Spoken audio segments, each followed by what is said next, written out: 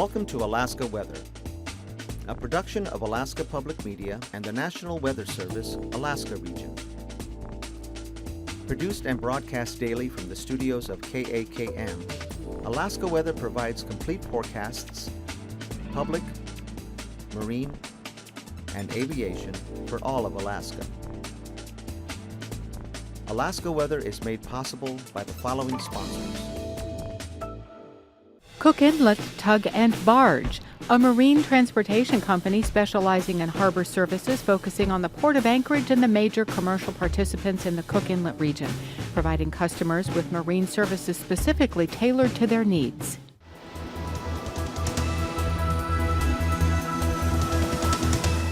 The National Weather Service.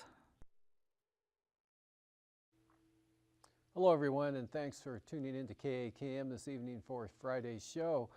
Up first here, the warning and advisory map. This is a flood watch out for the Noatak River at Noatak, and also up here flood warning for the Colville River along the Dalton Highway from milepost 394 to Dead Horse. Next flooding up there is expected to last for several more days. There's also a flood advisory out for the Colville River due to snow melt and ice jams.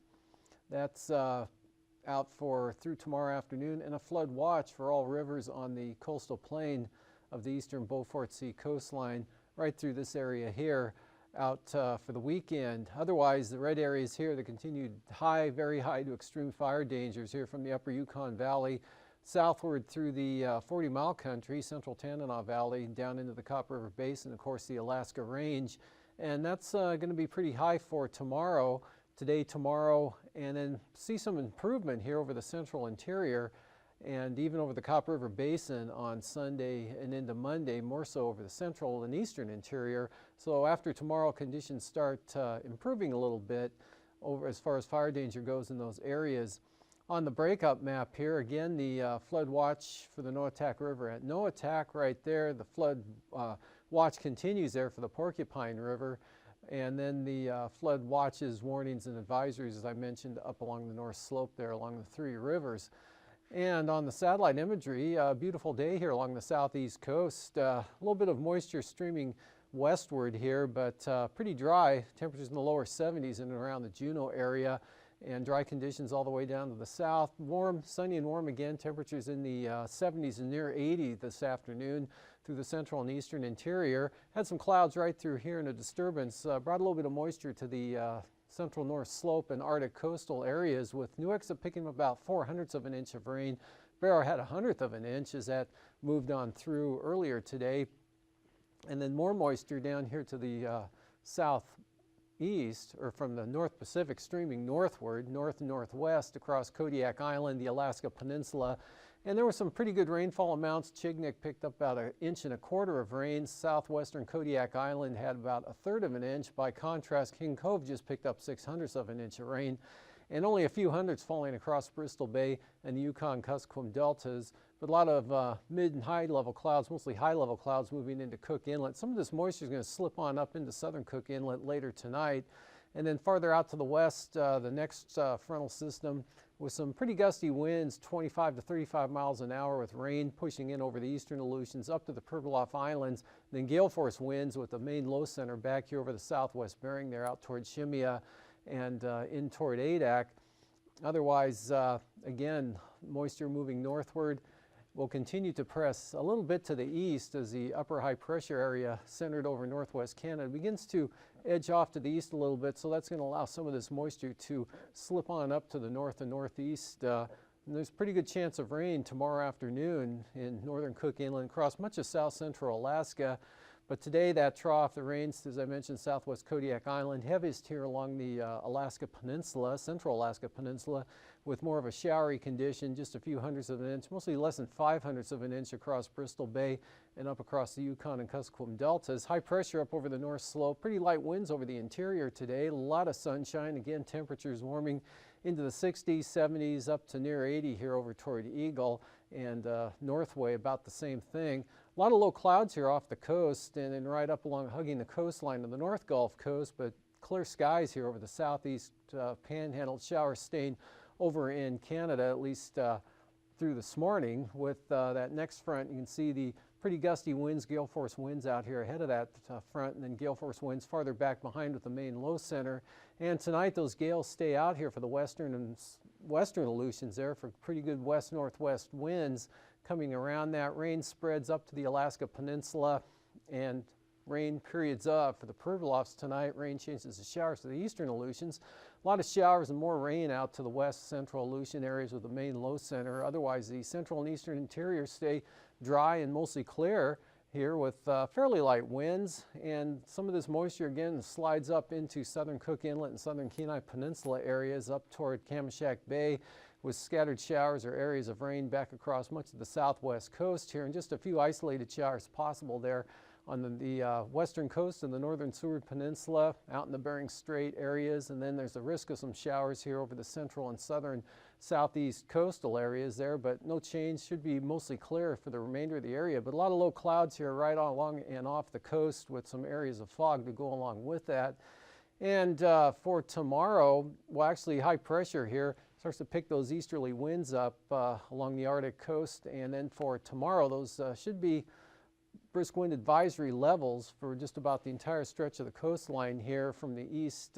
30 knots forecast up there all along the coastline, but a little breezy along the north slope as well. But the central interior winds looking pretty light. Could get a little breezy through the passes of the eastern Alaska range.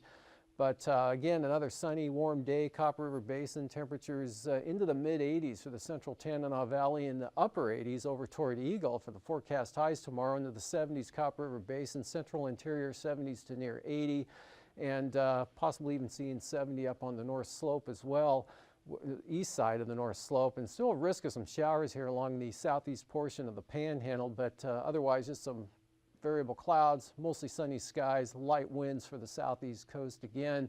And this trough again bringing a pretty good chance of rain in across the Kenai Peninsula, south central Alaska, and northern Cook Inlet by the afternoon. Should become numerous showers here for Palmer, Anchorage, Kenai, Wasilla. Pretty good chance of rain tomorrow afternoon and tomorrow night. A little more showery and scattered back here to the northwest out toward Kotzebue Sound. And then that front bringing rain just to the southwest coast, kind of weakening as it goes. Probably still some gale force winds here south of Nunivak Island, and then winds diminishing behind the front for the Alaska Peninsula, but small craft advisories out in advance of that. South-southeasterlies, 25 to 30 knots there southwest of Kodiak with rain all along the Alaska Peninsula again, up across the Killbuck Mountains, Togiak Bay, Kuskokwim Bay, but really not making too much inland progress here. But back out to the west, the low center hanging back out over the southwest Bering. So still gale force winds, west-northwest, turning westerly here and then diminishing over the eastern Aleutians. Pretty breezy with showers for the Pribilof Islands, and a lot of showers and clouds here for the eastern Aleutians all the way back out to Shemya and Attu. And then we'll see that forecast for Sunday. That trough holds together, keeps some showers, not quite as extensive as they will be tomorrow and tomorrow evening here, like they will be over south central Alaska, but still risk of some showers with that, and probably will bring some clouds and cooler conditions into the central interior and possibly the central and eastern or up into the upper Yukon Valley as well on Sunday, with showers back to the northwest of the Noatak Valley, but staying fair over the north slope, mostly sunny skies there, and still continued windy conditions, especially on the eastern Arctic coast. Winds diminishing on the west side there, and also diminishing here over the Chukchi Sea. But winds along the southwest coast coming down as well, with this remnants of the front bringing another batch of showers in across Bristol Bay, Kodiak Island. Northwest across the eastern Yukon and Kuskokwim River deltas or lower Yukon Valley areas up into Norton Sound. So look for clouds, showers for White Mountain, Nome, on up towards Shishmaref. And then this low center out over the Bering Sea, getting some gusty winds, small craft advisory winds here for the Pribilof Islands south, turning southwest in the afternoon with a lot of showers along that trough there, then breaking out, and then the next system spreading more rain and an increase in the winds again out over the west central Aleutians. Temperatures this afternoon along the southeast coast look like this, ranging from 52 at Elfin Cove to 72 at Juneau. Didn't quite get on there today, but up to 81 over at Stewart, and 63 at Valdez with a 54-degree reading at Yakutat. Sitka had 60 degrees, 56 in Kenai. Same thing at Homer, 66 degrees up at Palmer, and a 70-degree reading at Talkeetna with 77 in the Copper River Basin. Both Northway and Eagle are the warm spots with 80 degrees. These are 4 o'clock temperatures, not the highs for the day. 75 at Delta and Fairbanks. You'll be at least 9 to 10 degrees warmer than that tomorrow. It's 72 over at Minchumina, 69 at McGrath, 69 also up at Tanana. Fort Yukon, 72 this afternoon, 65 at Gulkana, 59 up at Anatuvik, and the Arctic coast above freezing. Notice Deadhorse there, 41 degrees, 37 at Barrow, 42 at Aptasuk, and 41 over at Cape Lisburne, up to 49 at Kotzebue this afternoon, 51 at Nome with 57 at Golovin, and a 59 reading there at St. Michael with 54, Unalakleet, and St. Mary's at 52, 45 down at Macoriac, and at St. Paul, 42 degrees, about the same in St. George, a couple of degrees warmer though, 43 in Unalaska, mid-40s for the Aleutians, lower 40s out to the west, and the Alaska Peninsula temperatures in the mid to upper 40s, 52 though at Pilot Point, 53 at King Salmon, a 48-degree reading at Kodiak. Lows tonight in the 40s, lower 50s across the southeast coast, mostly in the 40s here, Copper River Basin, mid-40s south central Alaska, and the southwest interior. Central interior anywhere from 40s to lower 50s here. You can see the mildest areas from the upper Yukon Valley southwestward down the two river valleys there to the deltas, with temperatures staying above freezing except for the eastern Arctic coast here for the north slope, western Arctic coast staying above freezing. Of course, Kotzebue Sound, the northwest valleys, upper 30s to lower 40s. Highs for tomorrow, 40s along the Arctic coast, except the west side could reach 52 there at Point Lay, with 50s and 60s over the northwest valleys, heating up into the central interior, upper 70s to mid 80s there for the greater Fairbanks area. Eagle forecast high tomorrow, 87 degrees, 73 in Gulkana, and 50s to mid-60s here for south central Alaska. Warmest in the Susitna Valley, cooler down toward Cook Inlet with the clouds and moisture moving in across south central Alaska, so mostly in the 50s there.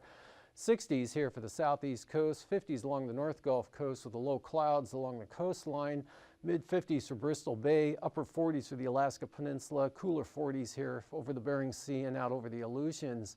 And looking at flying weather, VFR, even along the Arctic coast, that marginal stuff should stay off the coast there. So good VFR from the north slope southward through the interior, all the way through the Copper River Basin, Cook Inlet, much of the southwest interior. Looks some marginal VFR here on the western Alaska range on those eastern slopes. And IFR, Montague Island and the southern coast of the Kenai Peninsula, also marginal IFR here for southern Kodiak Island and the Pacific side of the Alaska Peninsula.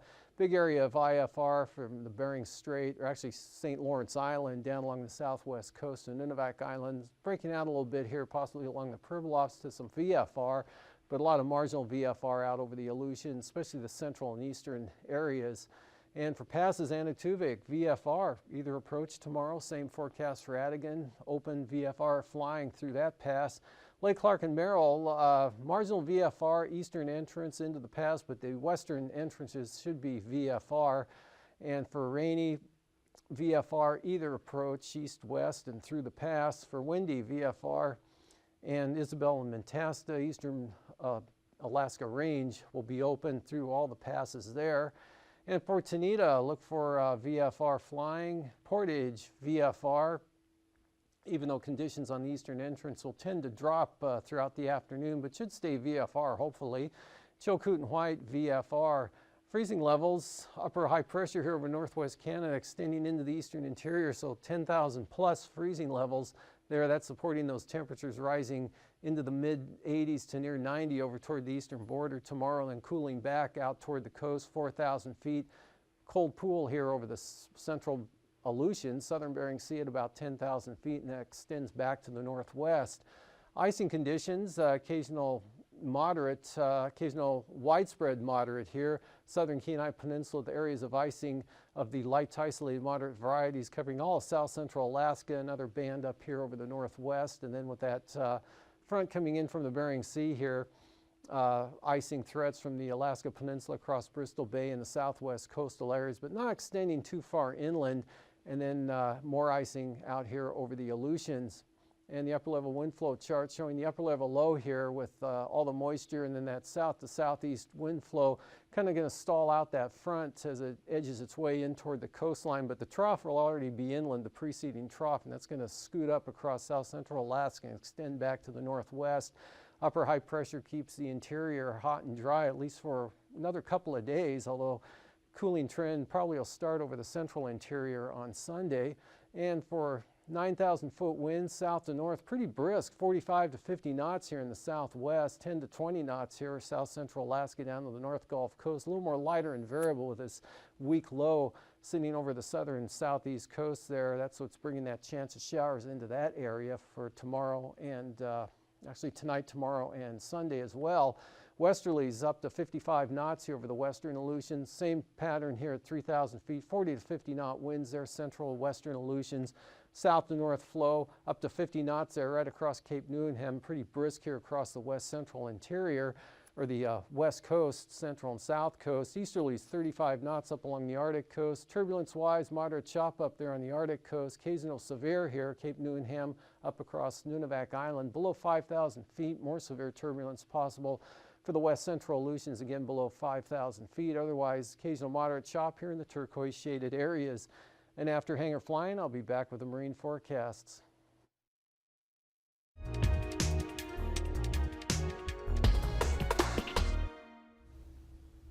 Good evening, everybody. I'm Mary O'Connor with the Alaskan Aviation Safety Foundation and with the Aviation Safety Program at the National Institute for Occupational Safety and Health. This evening, we are pleased to have Brian Soper on our show. Brian works with the National Transportation Safety Board and is a former air traffic controller and is an expert on air traffic control operations at the board. Welcome to Alaska and welcome to Hangar Flying, Brian. Hi, thanks. Nice to meet you. We've been talking about pilot reports on our previous hangar flyings and the special investigation report that the NTSB is doing on the pilot reporting, or the PIREP system. Brian, can you tell us about the role of air traffic controllers when a pilot report is made? Sure, absolutely. The air traffic controller actually has kind of a dual role. It really depends. The air traffic controller has a responsibility to solicit PIREPs from pilots during certain criteria or when they observe known weather conditions or whatever, and then also to disseminate that information when they receive it from a pilot. So if a pilot makes a pilot report, it's imperative that that air traffic controller, one, get it down accurately and get everything as it should be, and then to disseminate it as appropriate so that it can make it out to the National Airspace System, to other pilots performing their planning, off to the National Weather Service, and so on. So. Okay, so starting from the get-go, if a pilot initiates a pilot report, gives it to an air traffic controller or a flight service specialist, where does it go? Well, if everything optimum, it should go directly into the system and be made available to the users in a matter of minutes, truthfully. So if everything works as it should, the pilot would pass that report, the air traffic controller and or flight service specialist would make sure that was accurate, and then they would disseminate that into a system where they type it into a computer actually, and it's transmitted across the internet and made available to all the applicable people that might use that information in an optimal world. Sure, and that's what you're here to investigate, right? Absolutely, absolutely. Where those little glitches are. Yeah, exactly. So who uses this information? It's available by computer, over the phone with a flight service specialist, with the meteorologist. Who uses this besides those folks? Well, actually, you know, I'm actually glad you asked that question, because a lot of people have a little bit of tunnel vision. Pilots sometimes think that they're providing these pilot reports just for the pilots that come behind them, or the other people that might be out flying at the time. Air traffic controllers think it might just be applicable to the pilots that are within their airspace at that time, because that's who's affected. And the reality is, that PIREP information is absolutely imperative to the continued honing and better validation of the weather products that are being put out there by the National Weather Service. So pilots use this information, weather forecasters use this information, air traffic controllers use this information, strategic planning and air traffic control uses this information from traffic management units. I mean, there's really a multitude of agencies and people that this information is really important to. So. Wow, it's got a lot of uses. It does. And if a person who is one of these links in the chain has a problem with the system and would like to comment, because you're here soliciting comments, right? Sure, absolutely. That's exactly what we're doing. So I understand that there is an email address set up where pilots or meteorologists, air traffic controllers, anybody can call or email and let you folks know where the problems are and what's happened, so that you can take that information to your final report. Absolutely. And that email address is? Okay, that's pirepcomments@gmail.com. And don't get it confused with actually passing PIREPs over that email, but by all means, any kind of information that pertains to PIREP and weather dissemination, if you had trouble passing a PIREP, if it seemed inaccurate, if you didn't know how, if you have questions like that, by all means, get us that information and feedback so that we can use it. And you mentioned that controllers should initiate or ask for a pilot report, but do pilots know when to give a report if a controller doesn't ask them? Another really good question. We have found in our early investigation here, one of the things that happens is, because some people feel PIREPs are so rigid in format, and they're really not in the end game. So pilots should report any observed conditions when they're in them if they feel it would be pertinent to other aircraft or other pilots or anything like that. But they should always pass the PIREP. Plain language and getting a PIREP across is better than not getting a PIREP at all. So, don't be hung up on the format and whatnot. Pass that PIREP to air traffic control and/or flight service. And for that matter, you can even pass this information on the ground when you get back. If you're landing at an airfield, there's a lot going on in the cockpit during that phase of flight, and we understand that. But you land at that and you want to pass information, get online and pass that PIREP via the internet. Okay, great. Brian, thank you so much for your work on this important investigation and for your efforts to improve aviation safety. We appreciate you taking time out of your busy schedule this week to come on to Hangar Flying, and we look forward to having you back on our next show, where we're going to talk a little bit more about how to give those pilot reports and formats and what pilots need to do. So thank you. That sounds great. Thank you. Really enjoyed being here. Thank you. On behalf of the Alaskan Aviation Safety Foundation and Alaska Public Media, thank you for tuning in to Hangar Flying. Until next time, fly safely.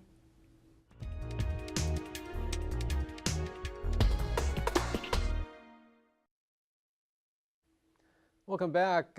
West winds 15 knots for the north coast here, northwest up to 20 knots on the south coast, with those seas running 6 to 8 feet.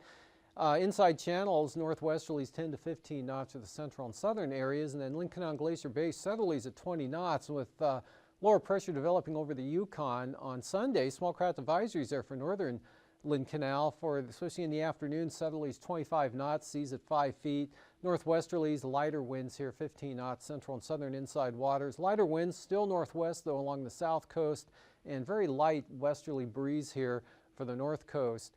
And for Prince William Sound, southwesterlies at 10 knots, southerlies at 10 knots for Cook Inlet.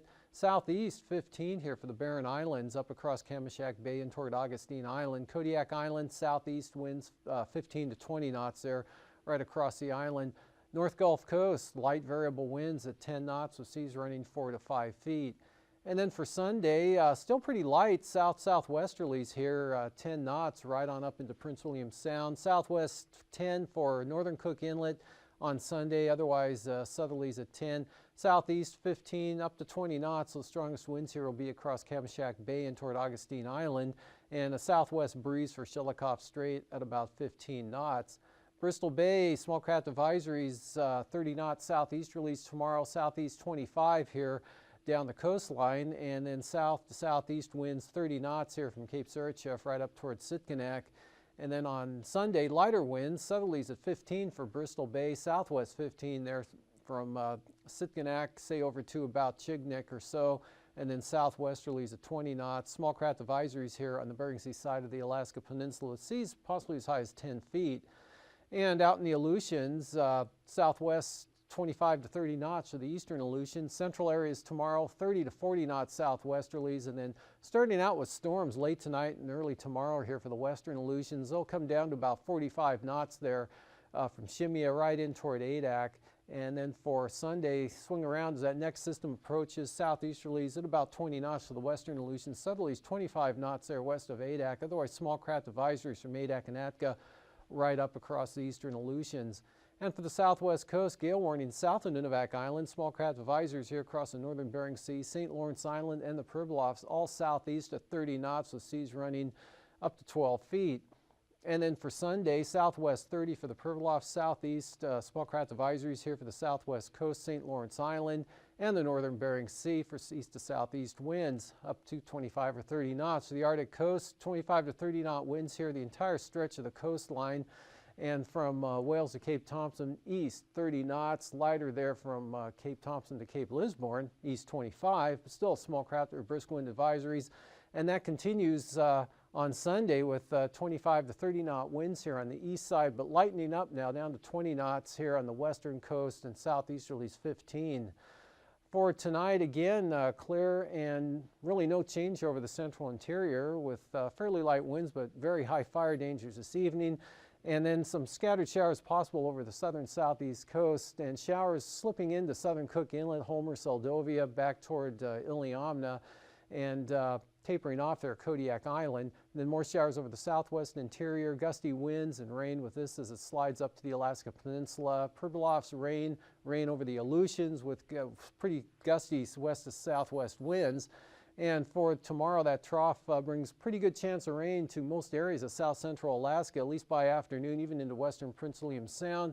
Another hot day over the central and eastern interior, but that could start to see a downward cooling trend on Sunday as the remnants of this trough moves in, and then it actually becomes a little more enhanced moisture coming westward on Monday. That's a look at Alaska weather. Have a great evening. These forecasts are to be used for planning purposes only. Call 1-800-WX-BRIEF for a formal pre-flight briefing. Always file a flight plan before you go flying. The U.S. Coast Guard Auxiliary urges you to leave a float plan with a friend or the harbor master before you go boating. Alaska Weather is made possible by the following sponsors.